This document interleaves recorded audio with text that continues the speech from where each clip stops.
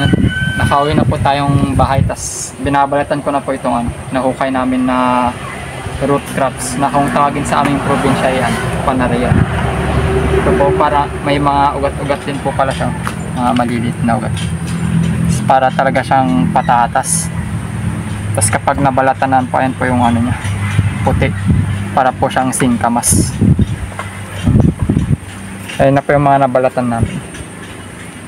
Ayan.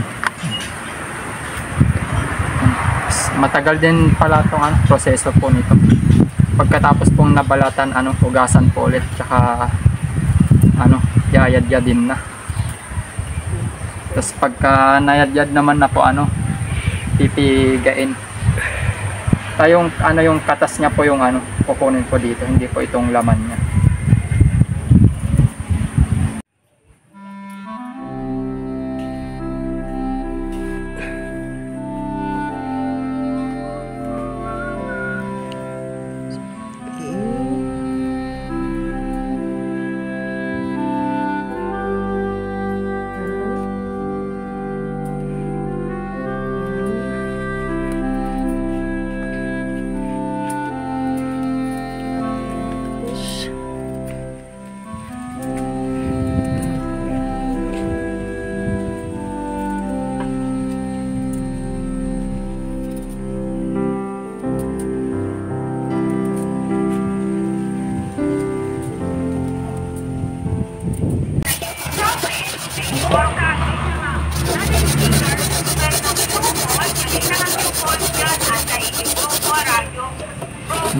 Simulan na po natin kudkudin yung Panarium.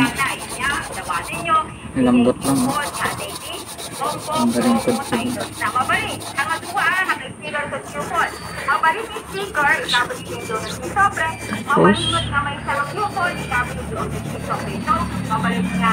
Bumanita ng entry niya, sticker sa Q4 sa dalawang entry na yan. Ang mga pagsidala, may copy, sticker, entry Q4. Sayang lang. Isak sa pulan, dito ay yung promo, just duwag ang color lang.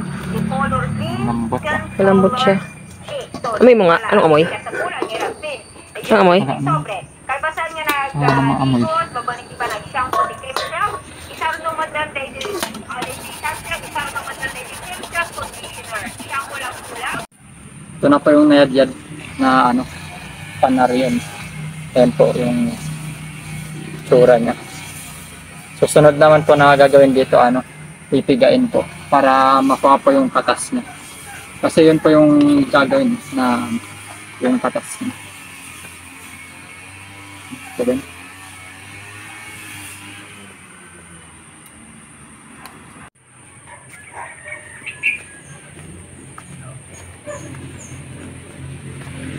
Kaya mo mapiga ah.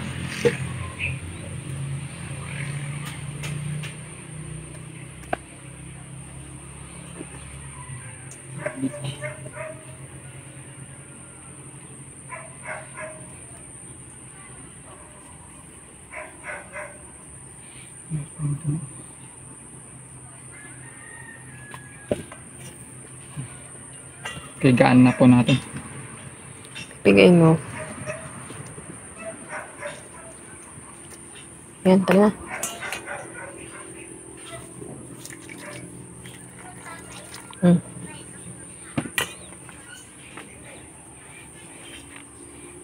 Gat.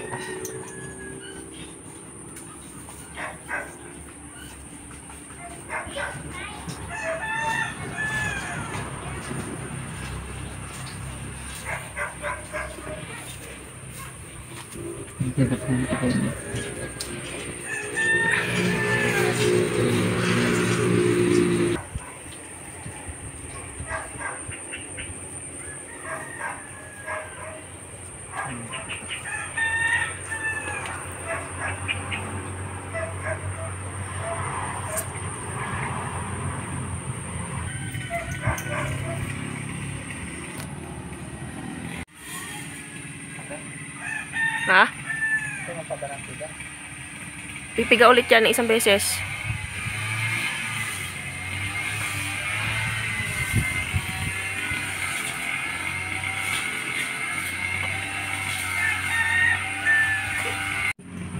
And mga kamar, ito na po yung update sa ginagawa natin.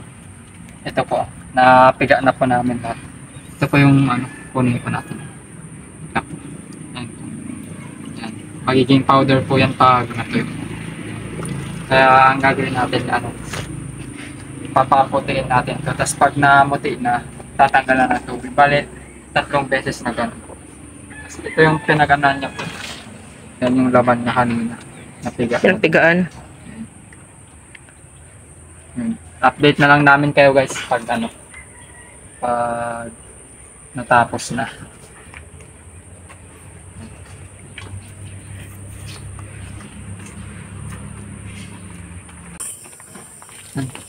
Palitan po natin na tubig. Tanggalin natin ito nakaurang tubig. Ang bigat eh. Dahan-dahan mo lang.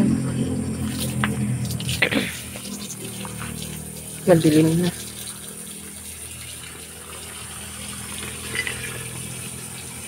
Ayun yun.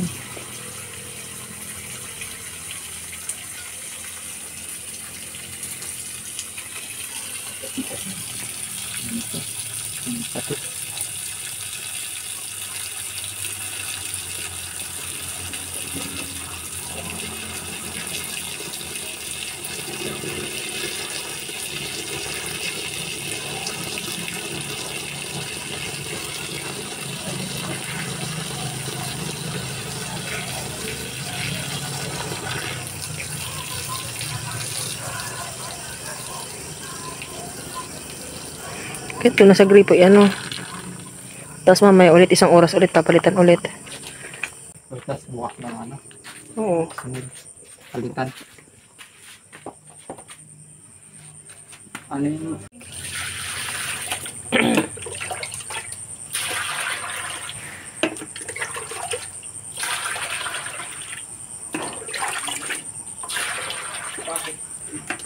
Palitan nyo lang ng tubig sana, ha? Bakit yun ninyo pa? Hindi.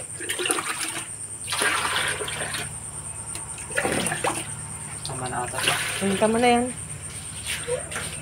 Pati itong galap dito, hindi mo pinapalitan ng kuwan. Ano yung flashlight dito? Ayun doon sa may mangga. Ginawa mo? Oo, pinang-flashlight lang namin. Ha? Pinang-flashlight lang namin. I-charge mo mamaya yan yun kung gagamitin mo mamaya yung madaling araw, ha?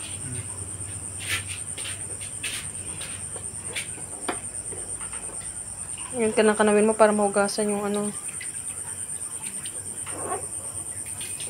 Lagyan mo pa ng tubig.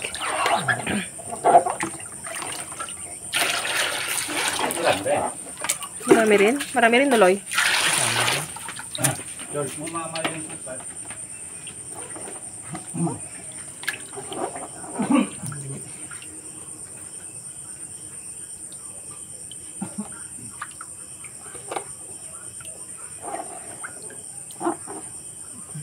Yan. Tapos takpan ulit mamaya ulit after 1 hour. Parang may matanggal yan.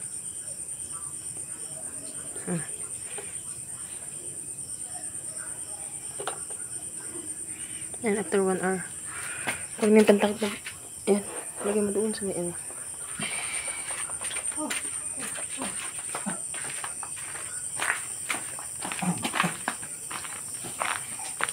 Banda mo pa doon sa gitna. Mamaya yung datal.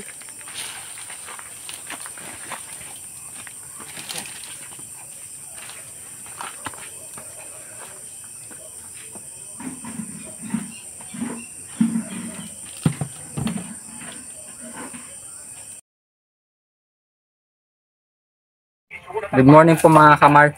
Ito na po yung update sa panarian natin. Pagkatapos po nating babaran po, babaran sa tubig ng 3 beses, ito na po yung kinalabasan niya. Bumaba na po yung mga katas niya. Ang gagawin naman po nating sunod ay tatanggalan na po natin ang tubig, tas ibibilad na po natin sa araw para maging powder na po siya.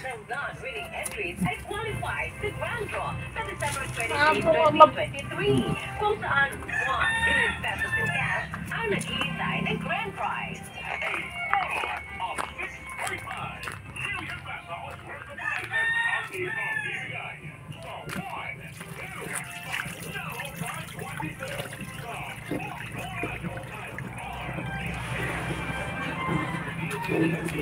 Sige pa. Sige pa. Ayan. Kutsarahin mo.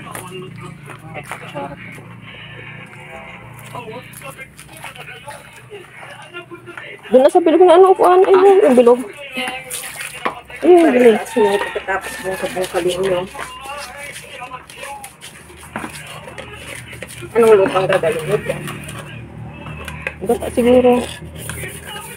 Yung anong buko na nito. Laganos. Laganos. Parang tubig. Parang tubig. Tubig. Pwede rin tubig. Pwede rin anong gata.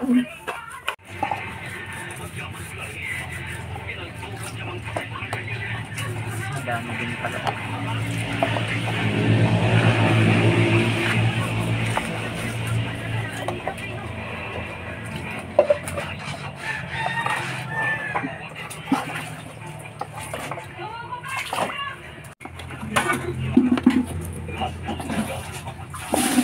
Dami-dami rin.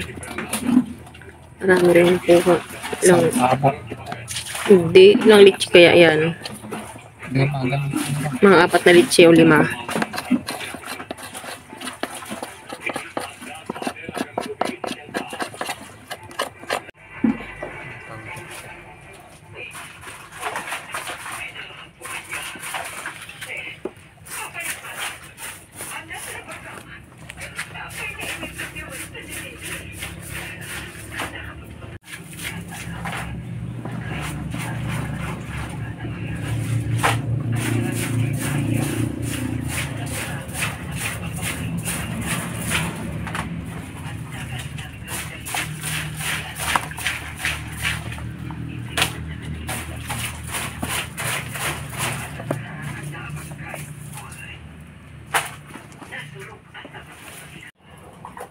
Ibilad na po natin sa araw.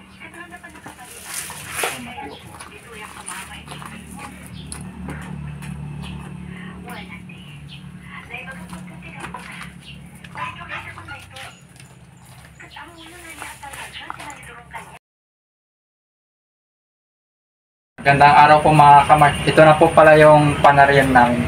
Ito po. Kukuha lang po ako ng 2 leche na iluluto namin. Tapos yung iba naman po tatago po.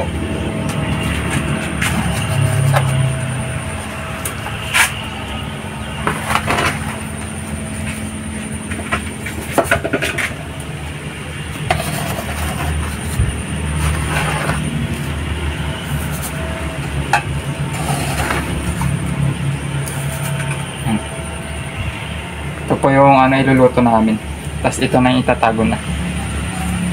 Isa na po natin iluto ito. Ito na po yung ginagawa ko. Hinahalo-halo ko na po. Hanggat sa mabuo po ito. Yan po. Bumubuo na po siya. Halo-haloin lang po ito hanggat magbuo na. Pinano sa tubig.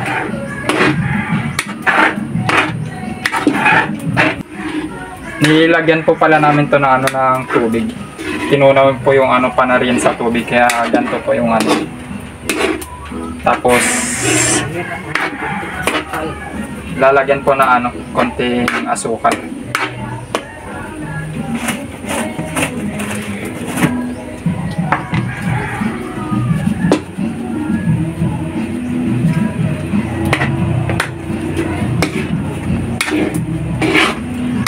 Ayan na po.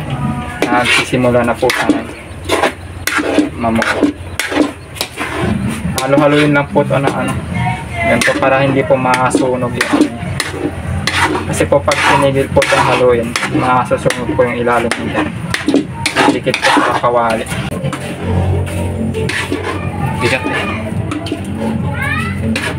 Lumalapot. Yung kutik sa bang, parang maayos na.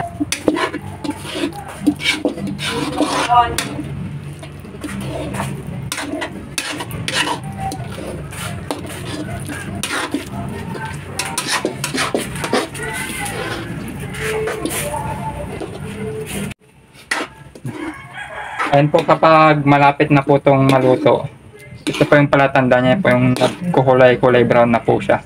Medyo magkukulay brown po. Lapit na po yung maluto. Kapag naluto naman na po, ang isusunod pong ilalagay dito yung ano niya po. Gata po ng nyug. Parang bali yun po yung magiging sabaw niya.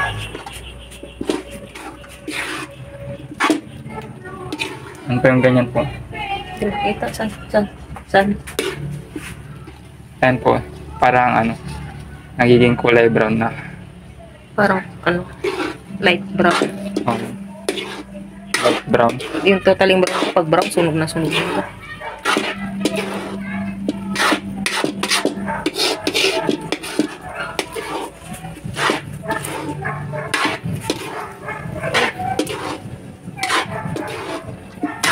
Kailangan po talagang halo-haloyin itong maigi. Kaya, nakakangalay sa kamay.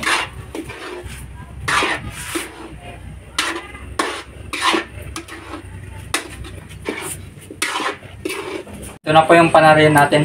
I-set aside ko na po siya. Tinanggal ko po sa apoy. Tapos nilagyan po ko po ng gata para mapaghiwa-hiwalay po ng ganito. Yan, ganyan po. Kasi kailangan pong hiwa-hiwalay. Yan. Lalagyan na natin ng gata. Ito yung parang magiging sabaw niya.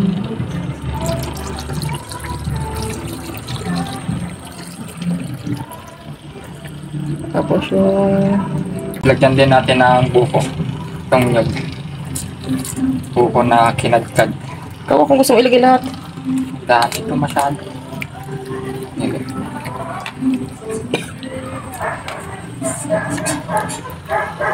Timplahan na din natin ng asukal. Tapos, antayin pong kumulo. Pag kumulo, ayun, okay na po siya.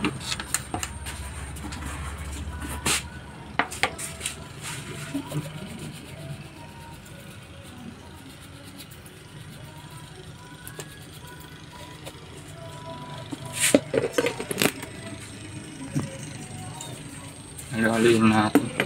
Haluin muna natin bago natin ibalik sa apoy.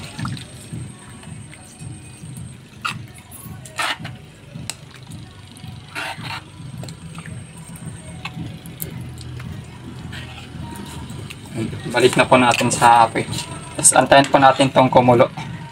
Pag kumulo na po, pwede na po yun.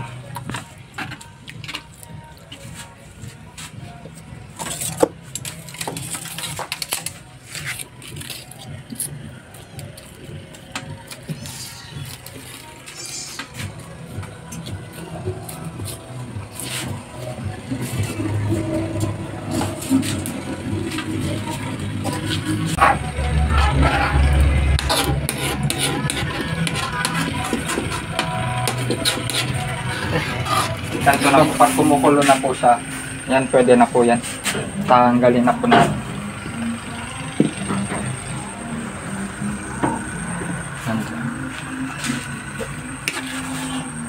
Yan po siya. Tsaka mas masarap po ito kapag malamig po siya pag ilalagay sa rep. Ganun po.